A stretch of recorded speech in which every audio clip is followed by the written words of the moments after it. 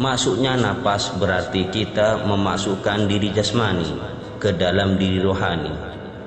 Keluarnya napas berarti jahirnya diri rohani kepada diri jasmani.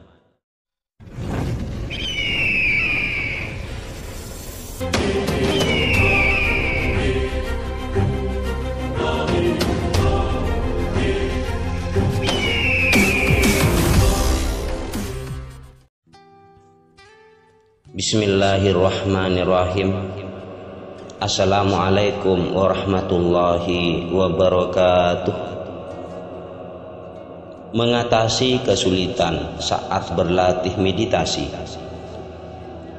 Seperti telah diungkapkan pada awal penyampaian, meditasi adalah suatu usaha untuk menundukkan pikiran kita sendiri. Dan usaha ini tidak dapat dilakukan dengan bantuan orang lain, hanya dapat dilakukan oleh kita sendiri. Oleh karena itu pula, hanya kita sendiri yang dapat mengatasi tiap kesulitan yang dialami. Sedangkan guru, buku petunjuk, ataupun teman lebih yang mengerti hanya dapat membantu dalam bentuk petunjuk-petunjuk yang sepenuhnya tergantung kepada kita sendiri untuk dipergunakan atau tidak. Latihan meditasi memerlukan lebih banyak ketekunan daripada berbagai latihan fisik ataupun upaya mempelajari sesuatu ilmu pengetahuan. Kunci keberhasilan latihan meditasi adalah pada ketekunan dan keuletan, dan ini pun sepenuhnya tergantung pada kita sendiri. Ada beberapa kesulitan yang umumnya dialami oleh para pemula antara lain. 1. Pikiran makin menjadi liar, tidak terkendali. Mengalami hal ini, umumnya kita menjadi takut, sehingga memutuskan untuk menyerah saja dan beranggapan kita tidak berbakat untuk meditasi. Kita perlu memahami bahwa sebenarnya pikiran kita memang liar.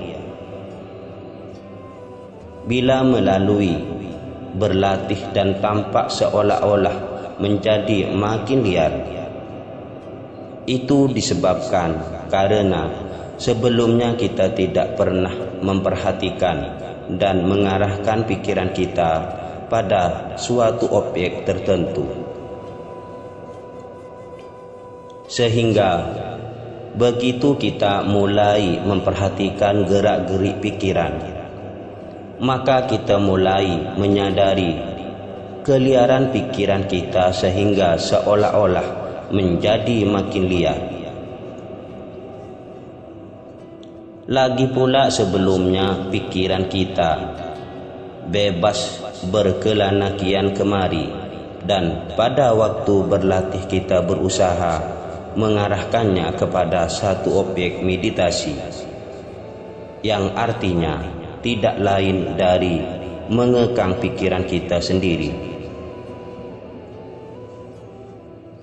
Hal ini dapat diibaratkan seperti seekor kuda liar yang untuk pertama sekali diikat pada sebuah tiang. Dia akan berputar-putar dengan ganas dan berusaha melepaskan diri dari ikatan. Untuk mengatasi kesulitan ini, langkah yang dapat diambil adalah menyadari pikiran kita sendiri dengan memberikan komentar dalam batin seperti pikiran kacau, pikiran melantur, dan sambil berkomentar, pikiran yang sedang kacau, atau sedang melantur itu diperhatikan dengan seksama. Pada saat pikiran melantur itu mulai melemah, saat pula kita kembalikan perhatian kita ke objek meditasi kita, yaitu sentuhan napas di ujung hidung.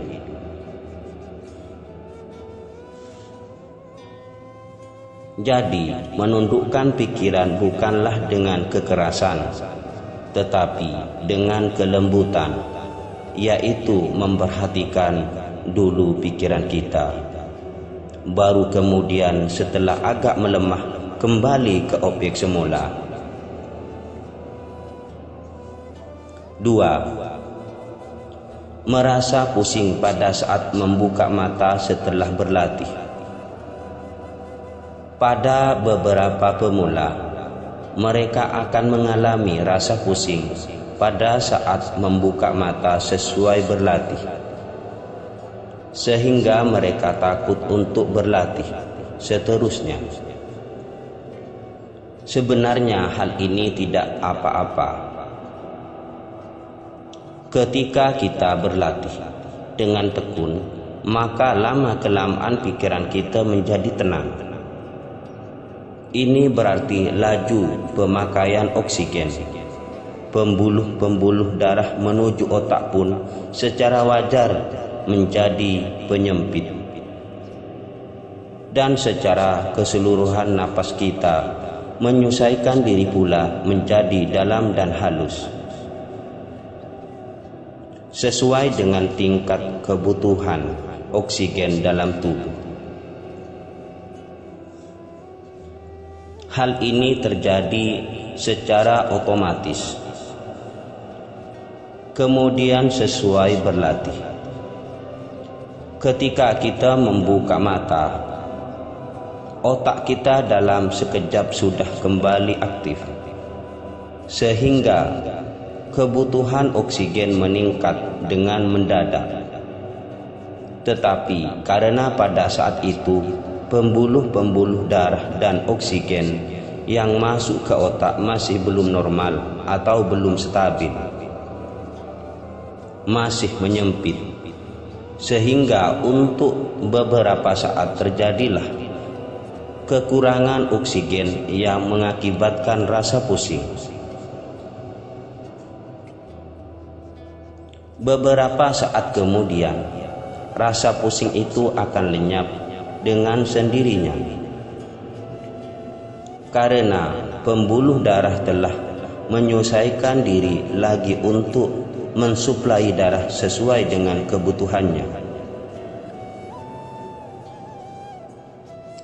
Dengan semakin sering berlatih, maka lama-kelamaan otak kita pun menjadi terbiasa dengan suplai oksigen yang lebih sedikit, dan pembuluh darah ke otak juga makin biasa beradaptasi terhadap kebutuhan yang berubah-ubah.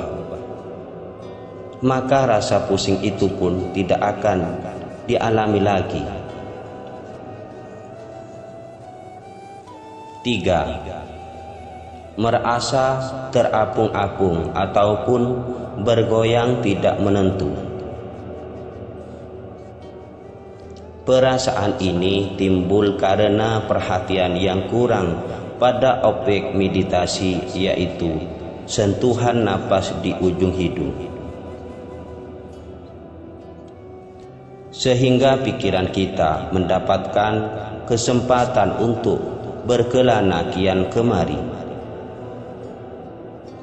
Dan hal ini menyebabkan kita merasa terapung-apung, tidak menentu. Untuk mengatasi hal ini, kita harus kembali ke objek semula, yaitu sentuhan napas di ujung hidung. Penutup.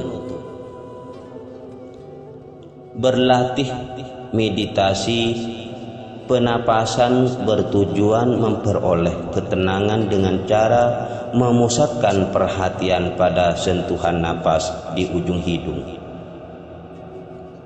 Sedangkan napas itu sendiri tidaklah diatur agar menjadi lebih panjang atau pendek, tetapi dibiarkan berlangsung secara alamiah dan wajar, sehingga pengamatan pada proses napas juga dapat berlangsung secara wajar dan alamiah. Soal: apakah fungsi dan tujuan yang sebenarnya di dalam melatih meditasi melalui napas? Jawab: bila kita melakukan zikir napas, maka inilah maksud yang tersembunyi di baliknya. Antal mautu qoblal maut. Rusak merasa tidak punya diri, saking panahnya. Khusyuk kepada yang maha agung, lupa kepada raganya. Tidak merasa punya raga, hilang jasmani, sirnanya alam dunia, berada di alam batin. Nyatanya manusia gaib yang ada, tidak ada sifatnya. Ketika rohaninya salat, manusia gaib ada tapi tidak ada rupa, tidak akan samar dan ragu kepada gaib dalam diri. Sekarang tinggal mengatur perilaku wujud. Sepanjang berada di alam dohir, kesucian perilaku, ngaji perilaku jasmani dijaga, mumpung masih di dunia. Bandingannya adalah rencana iblis yang merancang kepada nafsu, mengajak menjauhi Allah, berlahan tapi pasti, sedikit demi sedikit diiming-imingi dengan rupa-rupa kesenangan, ketertarikan, kesukaan, kemewahan. Alam dunia siang dan malam tidak kurang penggodaannya sang ijazil. Di antara hidayah dan kesesatan ada sebuah hati, dan hidayah itu sangat langka dan tidak selalu datang dengan bungkusan yang indah dan mahal, tapi terkadang hidayah dibungkus dengan bungkusan yang kotor, kumal dan bau, yang belum tentu setiap orang mampu menerimanya ataupun membelinya. Begitu juga dengan kesesatan, terkadang dibungkus dengan bungkusan yang rapi, indah dan mahal, hingga mampu menarik perhatian setiap orang. Jalan menuju surga diraih dengan ilmu, jalan menuju neraka diraih dengan hawa nafsu. Penghalang hati adalah iblis. Hati adalah tempatnya iktikad atau tekad akar tauhid.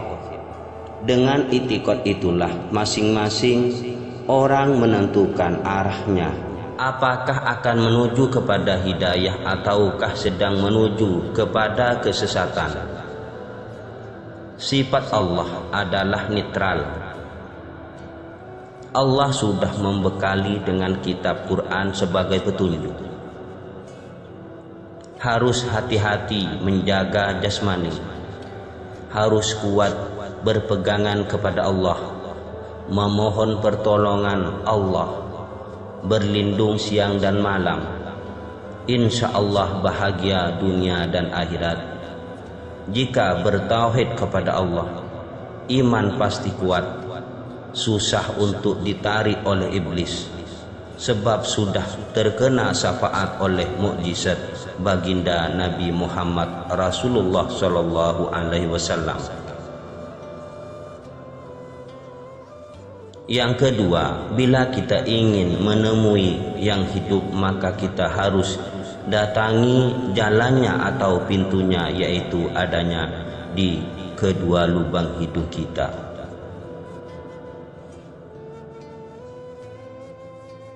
Masuknya napas berarti kita memasukkan diri jasmani ke dalam diri rohani. Keluarnya napas berarti jahirnya diri rohani kepada diri jasmani. Masukkan malam kepada siang dan masukkan siang ke dalam malam. Keluarkan yang di dalam dan kedalamkan yang di luar. Datangkanlah yang mati kepada yang hidup, dan datangkanlah yang hidup kepada yang mati, maka engkau akan meraih kebahagiaan yang sejati. Soal, seandainya kita sudah merasa tidak ada wujud diri, apakah yang akan tinggal? Jawab, jika kita sudah merasa tidak ada wujud hakiki sebenarnya jasmani, maka di situ kesadaran kita akan membawa ingatan kita kepada diri aku yang sejati. Di situ akan terjahirnya diri aku yang sebenarnya. Tuhan mengingatkan bahwa sebelum mengenal Dia, Tuhan, maka manusia diminta untuk memahami akunya sendiri sebagai sarana atau jalan untuk menuju pengenalan akan Tuhannya. Sebab karena di dalam aku termuat rahasia Allah Subhanahu wa ta'ala.